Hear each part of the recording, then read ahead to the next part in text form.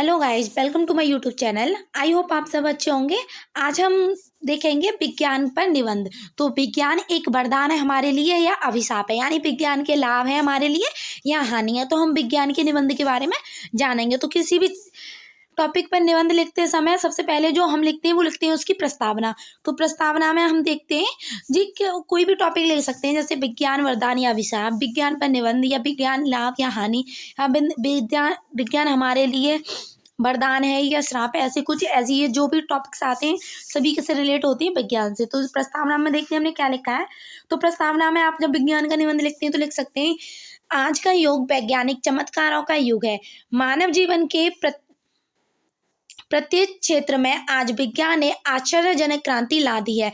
मानव जाति की सारी गतिविधियां आज विज्ञान से परिलक्षित हैं।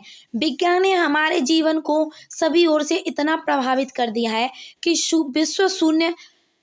विश्व की आज भी कोई कल्पना नहीं की जा सकती। यानी ये कहना चाह रहा है कि विज्ञान के बिना, विज्ञान ने हमको चारों तरफ से इतना प्रभावित कर दिया है ना, हमको इतना परिचालित कर दिया है कि विज्ञान के बिना जो विश्व उसकी कल्पना शून्य मात्र की जाएगी। किंतु दूसरी ओर हम यहाँ भी देखते हैं कि अनियंत्रित वैज्ञानिक प्रगति ने मानव के अस्तित्व पर ही प्रश्न चिन्ह लगा दिया है। इस स्थिति में हमें सोचना पड़ता है कि विज्ञान को वरदान समझा जाए या अभिशाप, यानी विज्ञान को वरदान के रूप में लिया जाए या श्राप के रूप में। अंततः इन दोनों पक्षों पर समन्वित दृष्टि से विचार करके ही किसी निष्कर्ष पर पहुंचना उचित होगा। तो हम देखते हैं क्या कर सकते हैं इसमें। तो आगे देखते हैं हम विज्ञान वरदान के रूप में। अब हम देखते हैं विज्ञान को एक वरदान के रूप में हम देखेंगे विज्ञान को। तो शुरू करते हैं। आधुनिक मानव का संपूर्ण पर्यावरण जीवन के वरदानों आलोक से आलोकित है। यानी ये कहना चाह रहा है कि जो संपूर्ण विश्व है वो पर्यावरण विज्ञान, यानी जो विज्ञान है उसके वरदानों के आलोक से, यानी प्रकाश से आलोकित हो रहा है। प्रातः जागरण से लेकर रात सोने तक के सभी क्रियाकलाप द्वारा प्रदत्त साधनों के सहारे ही संचालित होते हैं। यानी जब हम सोकर जगते हैं सुबह और रात को जब सोते हैं तो दिन भर में जितने हमारे क्रियाकलाप होते हैं सभी में विज्ञान की कहीं ना कहीं भूमिका होती है।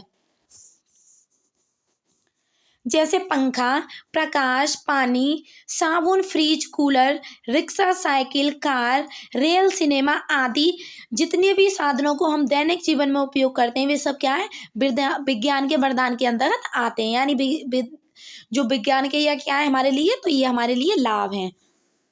विज्ञान के इन विविध वरदानों की उपयोगिता कुछ प्रमुख क्षेत्रों में निम्नलिखित है। तो आइए देखते हैं किन किन क्षेत्रों में सबसे ज्यादा देखने को मिलती है। तो फर्स्ट है हमारा यहाँ पर यातायात के क्षेत्र में। यातायात के क्षेत्र में जो विज्ञान है उसकी क्या भूमिका है।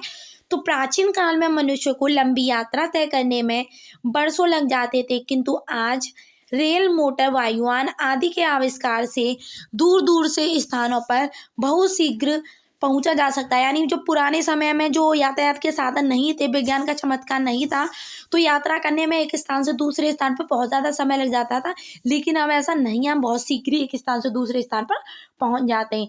मानव केवल धरती पर ही नहीं अपितु चंद्रमा और मंगल जैसे दूरस्थ ग्रहों तक भी पहुंच गया है। अब मानव केवल, जब प्राचीन काल में कल्पना करना भी असंभव था कि मतलब चंद्रमा और सूर्य मंगल ग्रह पर पहुंचा जा सकता है, लेकिन अब ऐसा हो चुका है। तो कैसे हो सका है, वरदान के जो विज्ञान है उसके जो चमत्कार हैं और उसके जो वरदान है हमारे लिए उनसे। इन्हीं के चलते आज संपूर्ण विश्व एक बाजार बन गया है। संचार के क्षेत्र में भी जो विज्ञान है उसके चमत्कार है, यानी उसका लाभ है। बेतार के ताने, यानी जो संचार का क्षेत्र है, जो विज्ञान है बेतार का होता है, तो बेतार के तार ने संचार के क्षेत्र में क्रांति ला दी है। आकाशवाणी, टीवी, मोबाइल, फैक्स आदि की सहायता से कोई भी समाचार क्षण भर में एक छोर से दूसरे छोर तक पहुंचाया जा सकता है। थर्ड नंबर पर आपका लाभ है दैनंदिन जीवन में, यानी प्रतिदिन के जीवन में, यानी विद्युत, बिजली जो जीवन में एक विज्ञान का ही चमत्कार है। पहले बिजली यानी विद्युत नहीं होती थी। तो इसको देखते हैं हम, तो किस में, दैनंदिन जीवन में। विज्ञान के आविष्कार ने मनुष्य की दैनंदिन सुख सुविधाओं को बहुत बढ़ा दिया है। वह हमारे कपड़े धोती है, यानी कपड़े किससे धोते हैं, मशीन से धोते हैं। मशीन किससे चलती है, बिजली से। उन पर प्रेस करती है, प्रेस भी हम बिजली से करते हैं। खाना पकाती है। आज की समस्त औद्योगिक प्रगति इस पर निर्भर है। यानी जो इंडस्ट्री एरिया है, बिना लाइट के तो उनमें कुछ भी नहीं हो सकता, मशीनें वर्क ही नहीं करेंगी। तो आज की जो समस्त सारी इंडस्ट्री है वो किस पर निर्भर है, वो लाइट पर निर्भर है, यानी विज्ञान पर ही निर्भर है। नेक्स्ट आता है आपका स्वास्थ्य एवं चिकित्सा के क्षेत्र में भी इसका वरदान है।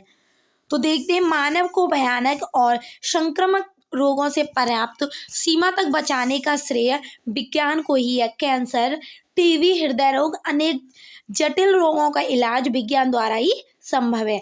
जैसे प्लास्टिक सर्जरी कराते हैं लोग, ऑपरेशन या कृत्रिम अंगों का प्रत्यारोपण, यानी किसी का हाथ कट गया, जैसे किसी का पैर कट गया तो वो कृत्रिम हाथ या पैर लगवाते हैं, तो उनका जो प्रत्यारोपण होता है, आदि उपायों से अनेक प्रकार के लाभों से मुक्ति दिलाई जा सकती है। ये भी क्या है, हमारे लिए विज्ञान का एक लाभ है।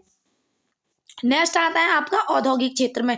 तो आइए जानते हो औद्योगिक क्षेत्र में कैसे लाभ है विज्ञान का। तो भारी मशीनों के निर्माण ने बड़े बड़े कारखानों यानी कंपनी को जन्म दिया है, जिससे श्रम, समय और धन की बचत होती है ना। विज्ञान के आने से श्रम यानी जो काम करता है, जो हमारी मेहनत होती है, समय और धन, इन तीनों की बचत होती है, और साथ साथ प्रचुर मात्रा में उत्पादन भी होता है। पहले से ज़्यादा जब से विज्ञान के लाभ हमको देखने को मिले हैं और इंडस्ट्री क्षेत्र में, तो इससे क्या हुआ, उत्पादन में भी वृद्धि हुई है। इससे विशाल जनसमूहों को आवश्यक वस्तुएं सस्ते मूल्य पर उपलब्ध कराई जा सकती हैं। अब नेक्स्ट देखते हैं कृषि के क्षेत्र में। तो देखते हैं कृषि के क्षेत्र में विज्ञान के क्या लाभ है। तो विज्ञान ने किसान को उत्तम बीज, प्रौढ़ एवं विकसित तकनीक, रासायनिक खादें, ट्रैक्टर और बिजली की आदि की सुविधा प्रदान की हैं।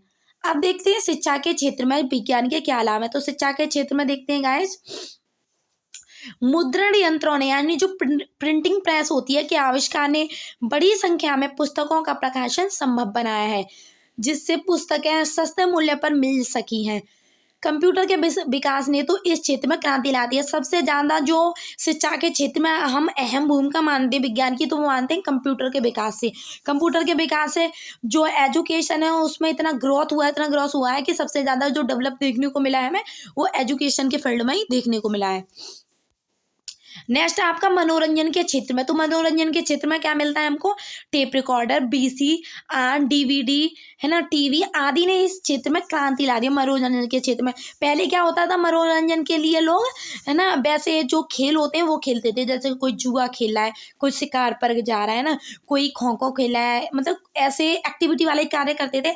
लेकिन अब क्या कहते हैं, मनोरंजन के लिए जो लोग हैं वो टीवी देख लेते हैं, रेडियो सुन लेते हैं ना, ये सब करते हैं, और मनुष्य को उच्च कोटि का मनोरंजन सुलभ कराया है विज्ञान ने। तो अब देखते हैं हम विज्ञान अभिशाप के रूप में, यानी जो विज्ञान है हमारे लिए श्राप, यानी विज्ञान की जो हानि है उसके रूप में हम विज्ञान को देखते हैं।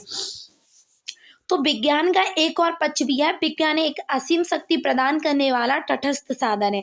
कभी कभी मनुष्य की आसुरी शक्ति, यानी मनुष्य में दो तरह की शक्तियां पाई जाती हैं, दैवीय और आसुरीय। जब मनुष्य दैवीय शक्ति में होता है तो वो प्रत्येक संसाधन का यूज अपनी आवश्यकता के अनुरूप ही करता है ना, लेकिन जब आसुरी प्रवृत्ति का हो जाता है तो वो उसका दुरुपयोग करने लगता है। तो वैसे ही विज्ञान का भी मनुष्य जब आसुरी प्रवृत्ति का हो जाता है तो विज्ञान का भी दुरुपयोग करने लगता है। तो और वह विज्ञान का दुरुपयोग करने लगता है, इसका एक उदाहरण को हम समझ सकते हैं। जैसे विश्व युद्ध का वह दुर्भाग्यपूर्ण पल है जब हिरोशिमा और नागासाकी पर एटम बम गिराया था।